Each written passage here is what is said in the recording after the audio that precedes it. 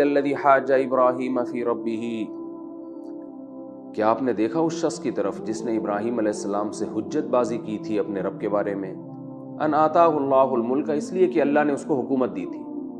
یہ واقعہ ابراہیم علیہ السلام اور نمرود کا ہے۔ نمرود بھی خدائی کا دعویٰ کیا کرتا تھا، بلکہ کہتا تھا کوئی خدا سرے سے ہے ہی نہیں، ایتھیسٹ تھا، ملحد تھا۔ تو ابراہیم علیہ السلام اس کے پاس دعوت دینے کے لیے پہنچے، تو اللہ نے یہ واقعہ بیان کیا یہاں پہ کہ ابراہیم علیہ السلام نے بتایا کہ ایک رب ہے جو یہ سب کچھ کرتا ہے، تو اس نے کہا کہ میں بھی کر سکتا ہوں۔ تو اللہ فرماتے ہیں بھلا اس شخص کی طرف دیکھا آپ نے؟ یعنی آپ کو پتہ ہے یہ ایک واقعے کا یہ انداز کلام ہوتا ہے اس وقت جب کسی واقعے کے بارے میں بتایا جاتا ہے کہ یہ چھوٹا واقعہ نہیں ہے، بڑا واقعہ ہے۔ تو اللہ نے فرمایا آپ نے اس شخص کے آپ کو اس کا پتہ ہے کہ ابراہیم سے جس نے حجت بازی کی اپنے رب کے بارے میں؟ کیوں حجت بازی کی؟ ان آتاہ اللہ الملک، اس لیے کہ اللہ نے اس کو بادشاہت دی تھی۔ یعنی ہونا تو یہ چاہیے تھا کہ جب بادشاہت ملی ہے تو اللہ کا شکر ادا کرتا اور زیادہ اللہ کا فرما بردار ہوتا، لیکن اللہ فرماتے ہیں کہ نعمتیں ملتی ہیں نا تو لوگ اللہ کو اور زیادہ بھول جاتے ہیں بجائے قریب آنے کے۔ اس کے ساتھ بھی ایسا ہی ہوا تھا کہ اللہ نے بادشاہت دی ہے تو اللہ ہی کو بھول گیا، اور ابراہیم علیہ السلام سے ان کے رب کے بارے میں حجت بازی کرنے لگا، بحث کرنے لگا کہ میں نہیں مانتا خدا کو۔ اذ قال ابراہیم، جب ابراہیم نے کہا ربی الذی یحیی و یمیت، کہ میرا رب وہ ہے جو زندگی بھی دیتا ہے اور موت بھی دیتا ہے۔ یعنی وہ بےہودہ سوال کرتے ہیں نا رب دکھاؤ ہے کہاں؟ تو ابراہیم علیہ السلام نے فرمایا یہ جو اس کے تصرفات تم کائنات میں دیکھ رہے ہو، بے جان میں جان ڈال رہا ہے اور جاندار سے روح کو نکال کے اس کو موت دے رہا ہے، تو یہ سارے تصرفات کرنے والی ذات جو ہے وہی اسی کی بات کر رہا ہوں میں۔ تو وہ پاگل آدمی کہنے لگا انا احیی و امیت، میں بھی زندہ کرتا ہوں اور میں بھی موت دیتا ہوں۔ اب روایات میں اس کا واقعہ ملتا ہے کہ اس نے کیا کیا کہ ایک شخص جس کے پھانسی کا فیصلہ ہو چکا تھا کہ اس نے مرنا ہے، تو اس کو فیصلہ کیا کہ اس کو رہا کر دو، اور جس کا فیصلہ نہیں ہوا تھا پھانسی کا تو اس کا حکم دیا کہ اس کو قتل کر دو، تو گردن اڑا دی، قتل کر دیا۔ تو اس نے کہا دیکھو یہ زندہ رہنے والا تھا، میں نے اس کو مار دیا، وہ مرنے والا تھا، میں نے اس کو زندہ کر دیا۔ تو یہ بےہودہ قسم کا ایک جواب دیا اس نے، حالانکہ ابراہیم علیہ السلام کا جو مقصد تھا کہ اللہ زندگی دیتا ہے، اللہ موت دیتا ہے، تو یہ مطلب نہیں تھا کہ اللہ گردنیں اڑا کے موت دیتا ہے، مطلب یہ کہ روح قبض کر کے موت دیتا ہے، اور بے جان چیزوں میں جان ڈال کے، روح ڈال کے اللہ ان کو حیات دیتا ہے۔ تو روح نکالنا اور روح ڈالنا یہ کسی کے بس میں نہیں ہے۔ ہاں کسی کی گردن اڑا دینا، کسی کو زہر دے دینا، یہ تو ساری دنیا جانتی ہے، تو یہ حضرت ابراہیم کی مراد ہی نہیں تھی، لیکن وہ گھنا بن کے کہ جیسے حضرت ابراہیم کا سوال سمجھا ہی نہیں ہے، تو ایسے بےہودہ اعتراض کر کے ان کے سوال کو ٹال دیا۔ ابراہیم علیہ السلام نے فوراً کہا کہ ابراہیم علیہ السلام سمجھ گئے کہ یہ جو ہے نا جو اہل محفل ہیں ان کو بیوقوف بنانے کی کوشش کر رہا ہے، تو ابراہیم علیہ السلام نے فوراً جواب کا رخ بدلا اور فرمایا کہ فإن اللہ یأتی بالشمس من المشرق، اچھا اتنا ہی تو طاقتور ہے، اتنا ہی سب کچھ کر سکتا ہے، تو اللہ تو سورج کو مشرق سے لاتا ہے، فاتی بہا من المغرب، تو مغرب سے لا کے دکھا دے۔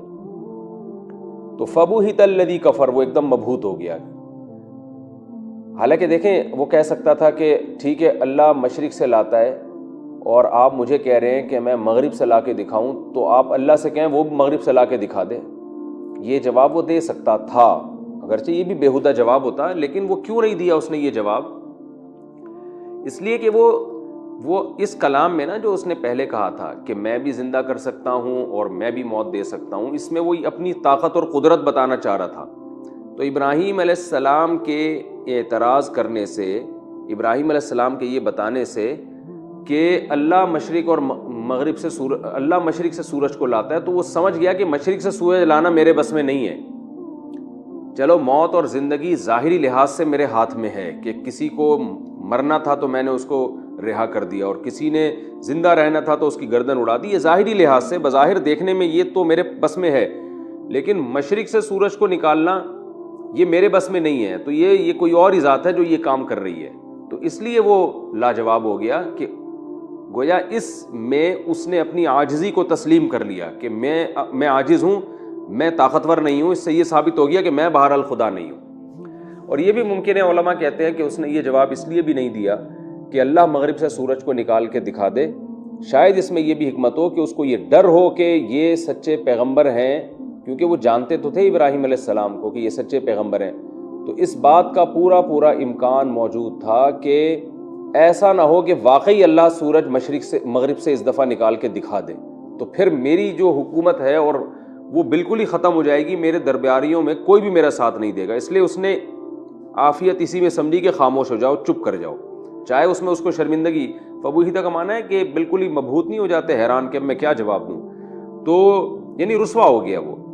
تو اس نے یہ چھوٹی رسوائی کو غنیمت سمجھا کہ اگر میں زیادہ بحث کروں گا تو ایسا نہ ہو کہ ابراہیم علیہ السلام دلائل میں مجھ پہ غالب آ جائیں اور یہ سارے درباری میرے جتنے ہیں ان کے ساتھ ہو جائیں، تو اسی رسوائی میں اور اسی خاموشی میں عافیت ہے۔ آگے اللہ نے فرمایا فبہت الذی کفر، جو کافر تھا وہ کمبخت مبہوت ہو گیا، واللہ لا یہدی القوم الظالمین، اللہ ایسے ظالموں کو ہدایت نہیں دیتا۔ یہ ایسے ظالم کا لفظ میں نے اس لیے بڑھایا کہ الف لام ہے ظالم پر، مخصوص ظالم، یعنی ایسے جو بحث مباحثہ کرنا چاہتے ہیں اور حق کے متلاشی نہ ہو، بس بحث مباحثہ کر کے بات کو بڑھانا چاہتے ہو، تو اللہ فرماتے ہیں ایسے ظالموں کو میں سیدھا راستہ نہیں دکھاتا۔ او کالذی مر علی قریۃ، اللہ فرماتے ہیں اور کیا آپ نے اس شخص کی طرف دیکھا، اس کی مثال، کاف جو ہے یہاں مثال کے معنی میں ہے، کاف تشبیہ کے لیے آتا ہے نا، تو مثال میں بھی ایک قسم کی تشبیہ ہوتی ہے کہ اس جیسا، تو اللہ فرماتے ہیں کہ اس شخص کی مثال کی طرف دیکھا، یعنی جو شخص ہے اس کی مثال یہ ہے جو سامنے ہے، تو کیا اس کی طرف آپ نے دیکھا، یعنی آپ کو پتہ ہے، یعنی مطلب یہ کہ یہ بھی ایک عجیب واقعہ ہے جو بیان کرنے کا ہے۔ او کالذی مر علی قریۃ، اس شخص کی طرح جو ایک بستی کے پاس سے گزرا۔ یہ کون تھے؟ روایات میں آتا ہے کہ یہ حضرت عزیر علیہ السلام تھے۔ یہ ایک بستی کے پاس سے گزرے، وہی خاویۃ علی عروشہا، وہ بستی چھت کے بل اوندھی پڑی ہوئی تھی، بالکل تباہ ہوئی ہوئی تھی۔ تو یہ چونکہ پیغمبر تھے تو ان کو یقین تھا کہ اللہ مردوں کو قیامت کے دن زندہ کرے گا، لیکن انسان کے دل میں ایک وسوسہ آتا ہے نا کہ بھئی یہ ہے عقل سے بہت ہی بالا تر، کیونکہ اتنے یعنی بستیوں کی ہڈیاں پڑی ہوئی ہیں، بالکل ہی تباہ ہو گئی، تو یہ سارے انسان زندہ ہوں گے۔ ایک گویا وسوسے کے درجے میں کسی کے دل میں یہ خیال پیدا ہو سکتا ہے، اور یہ وسوسہ جو ہے یہ ایمان کے منافی نہیں ہے۔ تو اللہ نے فرمایا وہی خاویۃ علی عروشہا، وہ اپنی بستیوں، وہ جو ہے نا چھتوں کے بل اوندھی پڑی ہوئی تھی۔ قال انا یحیی ہذہ اللہ بعد موتہا، ان کے دل میں ایک وسوسہ آیا کہ اللہ اس بستی کے مرنے کے بعد بھلا کیسے زندہ کرے گا۔ شک پیدا نہیں ہوا، اس لیے کہ جب شک پیدا ہو جائے وہ تو کفر ہے نا، انسان غیر اسلام سے خارج ہو جاتا ہے، تو اللہ اس بستی کو کیسے زندہ کرے گا۔ اللہ نے اپنی قدرت دکھانے کے لیے کیا کیا، فاماتہ اللہ 100 عام، اللہ نے ان کو 100 سالوں کے لیے موت دے دی، ثم بعثہ، پھر 100 سال کے بعد ان کو زندہ کیا۔ قال کم لبثت، اب ان سے پوچھا جا رہا ہے بتائیے آپ کتنے سال زندہ رہے، کتنے سال سوتے رہے ہیں۔ قال لبثت یوما، کہا میں یہاں رہا ہوں، یعنی اس بستی میں ایک دن، او بعض یوم، یا ایک دن کا کچھ حصہ، کیونکہ انسان جب سوتا ہے تو گہری نیند سوتا ہے تو ٹائم کا پتہ نہیں چلتا۔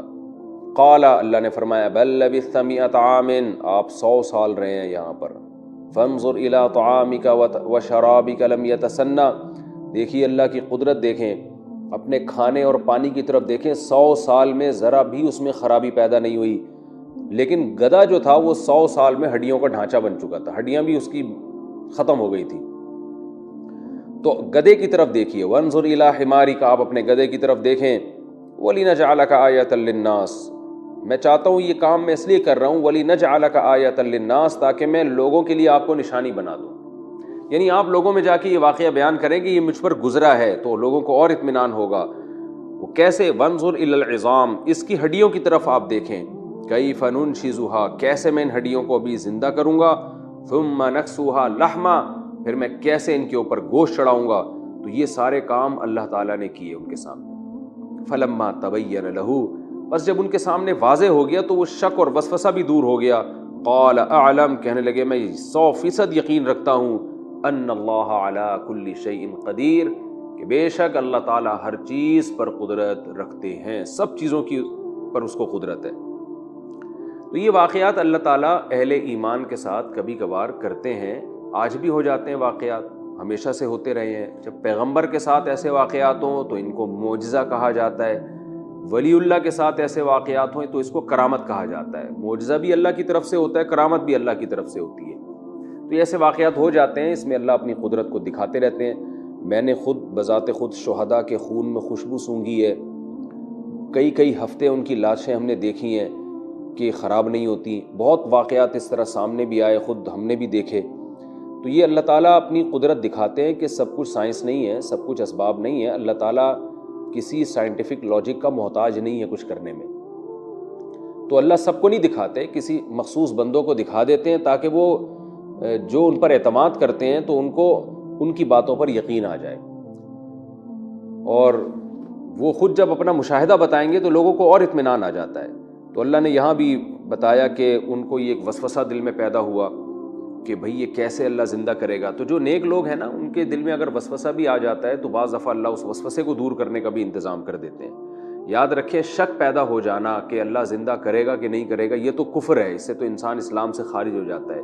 شک نہیں ہے, شک اور وسوسے میں فرق ہے. وسوسہ ایسی چیز کو کہتے ہیں جس کے پیچھے کوئی دلیل نہ ہو, بھائی ایسے ہی شیطان آ کے نا کچوکے لگا رہا ہوتا ہے. یہ ہر ایک کے ساتھ آج بھی ہوتا ہے, اسلام کے بارے میں الٹے خیالات آنا شروع ہو جاتے ہیں اور انسان اس پہ پریشان ہوتا ہے کہ یہ کیوں خیالات آ رہے ہیں. پریشان ہونا اس کی علامت ہوتی ہے کہ آپ مومن ہیں, آپ کے دل میں اسلام کے بارے میں شبہہ نہیں ہے, ورنہ پریشان نہ ہوتے آپ خوش ہوتے. تو پریشان ہونا اس کی علامت ہے کہ آپ مومن ہیں, تبھی تو آپ پریشان ہو رہے ہیں کہ میرے ایمان پہ ڈاکہ کیوں ڈل رہا ہے, اس لیے کہ آپ مومن ہیں. یہی وجہ ہے کہ حدیث میں وسوسے کو عین ایمان قرار دیا ایک روایت میں, کہ جس کے دل میں وسوسہ آئے نا اور وہ پریشان ہو رہا ہو تو یہ عین ایمان ہے, یہ اس کی علامت ہے کہ آپ پکے مومن ہیں. تو اس لیے وسوسوں کو زیادہ مسلط نہیں کرنا چاہیے اپنے اوپر, لیکن بعض دفعہ اللہ ان وسوسوں کو دور کرنے کا انتظام بھی کر دیتے ہیں. تو اللہ نے جیسے عزیر علیہ السلام کے لیے کیا, ان کو خیال ہو رہا ہے پتہ نہیں یہ بستی, یہ اتنی پرانی بستی کیسے زندہ ہوگی. تو اللہ نے فرمایا چلو میں کر کے دکھا دیتا ہوں. ان کو موت دے دی اللہ نے. اصحاب کہف کو تو اللہ نے موت نہیں دی تھی, سلایا تھا 100 سال 300 سال تک, ان کو اللہ نے موت دے دی. ثم بعثہ, پھر دوبارہ زندگی دی اور پوچھا کتنے سال آپ مرے رہے ہیں, موت کی حالت میں رہے ہیں. فرمایا کہ 1 دن یا اس سے بھی کم دن. تو اللہ نے فرمایا نہیں آپ 100 سال تک موت ہوئی ہے آپ کو. اب یہاں بہت ہی اللہ نے اپنی قدرت کے جتنے بھی عجوبے تھے نا سب دکھائے. گدھا جو تھا 100 سال میں برباد ہو گیا تھا, کھانا جو تھا وہ 100 سال میں بھی ویسے کا ویسا ہی تھا جیسا پہلے دن تھا. تو اللہ نے اپنی قدرت میں یہ بتا دیا کہ میں چاہوں تو کروڑوں سال بھی کسی چیز پہ گزر جائیں, اس میں کوئی تغیر نہ پیدا ہونے دوں, وہ ویسے کا ویسا ہی رہے گا. میں چاہوں تو اس چیز کو خراب کر دوں, جیسے کہ گدھا تھا اس کا تو کیڑے کھا گئے اس کی لاش کو, سب ختم ہو گیا وہ. اور میں چاہوں تو 100 سال میں جب ایک چیز بالکل مر کے ختم ہو کے مٹی ہو گئی اس کو دوبارہ ریورس کر کے اسی حالت پہ بھی لا سکتا ہوں میں. اور میں چاہوں تو آپ کو 100 سال میں دوبارہ زندہ کروں اور آپ کو پتہ ہی نہ چلے, یعنی آپ میں جو 100 سال گزرے وہ آپ کو احساس ہی نہ ہو کہ یہ گزرے کتنے سال ہیں. تو یہ ساری اللہ کی قدرت کے کرشمے ہیں, یعنی ہر طرح سے وہ سب کچھ کر سکتا ہے. اس ایک واقعے میں اللہ تعالیٰ نے یہ بتا دیا کہ کھانا ویسے کا ویسا ہی ہے, اس میں تغیر پیدا نہیں ہوا, اور گدھا جو تھا وہ بالکل ہی ختم ہو گیا, اور اس کو اللہ تعالیٰ دوبارہ زندہ کریں گے. اور یہ بھی اس میں پتہ چلتا ہے کہ اللہ دوبارہ زندہ ایک لمحے میں بھی انسانوں کو دوبارہ زندہ کر سکتے ہیں. جیسے گدھے کو اسی وقت اللہ نے زندہ کر دیا, اس کی ہڈیاں بنائی, اس پہ گوشت چڑھا دیا. تو یہ اللہ کی قدرت کے بڑے دلائل ہیں. اور اللہ نے فرمایا وہ کہنے لگے میں یقین کرتا ہوں, یعنی میرا وسوسہ بھی دور ہو گیا کہ واقعی اللہ تعالیٰ ہر چیز پر قدرت رکھتے ہیں. تو قیامت کے دن بھی ایسا ہی ہوگا. جو ملحدین اور ایتھیسٹ کہتے رہتے ہیں کہ زندگی نہیں ہے کیسے زندہ ہوں گے, تو اللہ زندہ کر کے دکھا دے گا کہ جو پہلی مرتبہ پیدا کر سکتا ہے وہ انسان کو دوبارہ بھی پیدا کر سکتا ہے. اس کے بعد ابراہیم علیہ السلام کا واقعہ اسی سے ملتا جلتا. وَإِذْ قَالَ إِبْرَاهِيمُ رَبِّ أَرِنِي كَيْفَ تُحْيِي الْمَوْتَى, ابراہیم علیہ السلام نے بھی کہا کہ اللہ تو مجھے دکھا تو مردوں کو کیسے زندہ کرے گا. قَالَ أَوَلَمْ تُؤْمِنْ, اللہ نے ابراہیم علیہ السلام سے فرمایا ابراہیم کیا تجھے یقین نہیں ہے. قال بلا, حضرت ابراہیم نے فرمایا کیوں نہیں اللہ, مجھے یقین ہے کہ تو قیامت میں مردوں کو زندہ کرے گا. ولکن لیطمئن قلبی, میں اس لیے مطالبہ کر رہا ہوں میرے دل میں اور اطمینان پیدا ہو جائے, علم مشاہدہ ہو جائے. تو یہ جو اللہ نے فرمایا نا ابراہیم علیہ السلام سے کہ اے ابراہیم کیا تجھے یقین نہیں ہے, یہ ابراہیم علیہ السلام کے لیے نہیں بلکہ ہمارے لیے. اس لیے کہ اللہ اگر یہ جملہ نہ کہتے تو کسی کے دل میں خیال آ سکتا تھا کہ بھئی ابراہیم خلیل اللہ جیسے پیغمبر کو جب شک ہو سکتا ہے تو ہم اور آپ کس کھیت کی مولی ہیں. تو اس لیے اللہ نے درمیان میں ابراہیم علیہ السلام سے سوال کیا, انہی کی زبان سے جواب دلوا کے قرآن کا حصہ بنا دیا, یہ بتانے کے لیے کہ ابراہیم کو کوئی شک نہیں تھا اور ابراہیم کو 100% اطمینان تھا, بلکہ وہ اپنے اطمینان میں اضافہ کرنا چاہتے تھے. تو اطمینان ایسی چیز ہے کہ اس میں کمی بیشی ہو سکتی ہے, یہ بڑھ بھی سکتا ہے, کم بھی ہو سکتا ہے. قال فخذ اربعۃ من الطیر, اللہ نے فرمایا ٹھیک ہے آپ 4 پرندے لیجئے, فصرہن الیک, ان کو اپنے آپ سے مانوس کیجئے.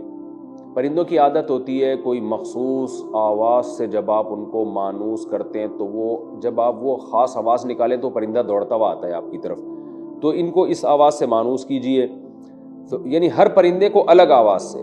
ثم اجعل علی کل جبل منہن جزءا, پھر ہر پہاڑ پر ان میں سے ایک حصہ رکھیں, یعنی ان کو ذبح کر کے, روایات میں جو تفسیر آتی ہے ذبح کر کے ان 4 پرندوں کا گوشت قیمہ بنا کے آپس میں ایسے مکس کر دیں, پروں سمیت مکس کرنے کے بعد 4 ٹکڑوں میں تقسیم کریں, ہر ٹکڑے میں ہر پرندے کا حصہ ہے اور چاروں طرف پہاڑوں کے چوٹی پر رکھ دیں آپ یہ جا کے. پھر کیا کریں, ثم ادعوہن, پھر ان کو پکاریں. کیا مطلب, اس آواز کے ساتھ پکاریں جس آواز سے آپ نے پرندے کو مانوس کیا ہے. تو یاتینک سعیا, اور دیکھ لیں یہ سب آپ کی طرف دوڑتے ہوئے آئیں گے. تو ابراہیم علیہ السلام نے ایسا ہی کیا, جو آواز نکالتے جس پرندے کی اس کی بوٹیاں گوشت موش اڑتے اور آپس میں چپکتے, چونچ اور یہ ساری چیزیں اڑ کے پورا پرندہ بن کے ابراہیم علیہ السلام کی طرف دوڑتا ہوا آتا. اللہ نے فرمایا وَاعْلَمْ أَنَّ اللَّهَ عَزِيزٌ حَكِيمٌ, اے ابراہیم یقین کر لے اللہ زبردست غالب ہے. غالب کا مطلب جو چاہے کر سکتا ہے, حکیم ہے, حکمت والا ہے.